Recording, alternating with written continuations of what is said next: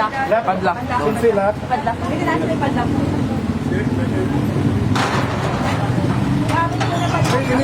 Gipadlock sa Department of Migrant Workers Mandaluyong City Central Office ang Language Center sa Hickory Japanese Learning Center nga nahimutan sa Argelius Street, San Francisco, Panabo City, kabahin sa illegal recruitment.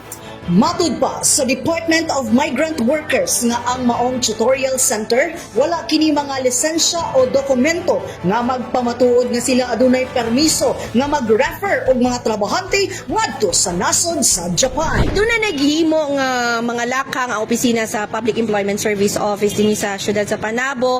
Ilabi na to sa mga language school nato nga nahimutang diri sa atong syudad nga mag-igmat gyud sa ilang mga kinakandak na mga activities kay lisod kaayo simple referral is a form of illegal recruitment. So, ang opisina sa PESO wala nagkulang og inform sa ilaha nga unsa ang mga tama nga proseso para mahimong legal ang mga activities nga ilang ginabuhat. Dugang pa, base sa monitoring o surveillance, ang Hickory nagatanyag og trabaho sa mga sektor sa hotel and restaurant service, food processing, caregiving, farming, and food and beverage manufacturing diin ani sa DMW gawas na kini sa mandato sa ilahang establishmento. Ang Hickory Japanese Learning Center aduna kitay nahatag na business permit as tutorial services. Ang management sa Learning Center mag-atubang sa illegal recruitment charges ug ang tanang opisyalis nga adunay kalabutan sa operasyon mag-atubang usab sa mga posibleng reklamo nga ihaon kanila. Sa mga panghitabo adunay sugyot si Panabo City Mayor Jose E. Relampagos kabahin sa pag-operate sa Hickory sa syudad. So ito nagtuman ng sa Palawad, no? Atong isa sa ato ang negosyo na ilang gibutang sa atong siyudad sa Panabo.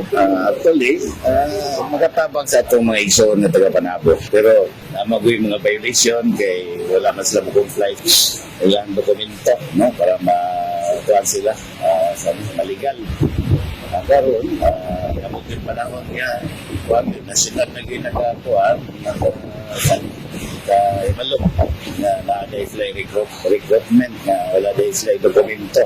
Ako gusto na akong madisiplina, pero ang tanan ko mga negosyante inana nga klase, ang lang kung yun, magbantay, no? Kay kuhan kontra man sa ato ang gobyerno. Sa maong panghitabo, nagpagula og official statement ang buhatan sa Hickory nga matud pa ang order sa pagpasira sa mga pipila ka mga branches nakahatag og apekto dili lang sa institusyon, apil na sa mga estudyante niini.